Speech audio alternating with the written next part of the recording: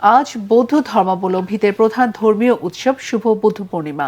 নানা আনুষ্ঠানিকতার মধ্য দিয়ে সারা দেশে দিনটি উদযাপন করছেন বৌদ্ধ ধর্মাবলম্বীরা।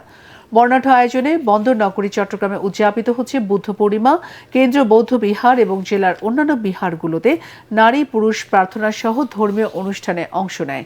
সন্ধ্যায় রয়েছে মোমবাতি প্রজ্বলন, অষ্টশীল গ্রহণ ও বিশেষ প্রার্থনার আয়োজন। রাঙ্গামাটিতে বর্ণাঢ্য আয়োজনে উদযাপিত হয়েছে শুভ বুদ্ধ পূর্ণিমা। রাজবন বিহারে দিনব্যাপী অনুষ্ঠিত হয় মহতী পূর্ণানুষ্ঠান। সকাল থেকে সেখানে ভক্ত পূর্ণার্থীদের ঢল নামে। খাগড়াছড়িতে ধর্মীয় মঙ্গল শোভাযাত্রা আয়োজন করে সর্বজনীন বৈশাখী পূর্ণিমা উদযাপন কমিটি ও বৌদ্ধ মৈত্রী কল্যাণ সংঘ। এতে বিভিন্ন বৌদ্ধ বিহারে ভিক্ষুসহ হাজারো বৌদ্ধ ধর্মাবলম্বী নারী পুরুষ অংশ নেন। এছাড়াও সারা দেশে বিভিন্ন বিহার ও মন্দিরে ছিল উৎসবমুখর পরিবেশ।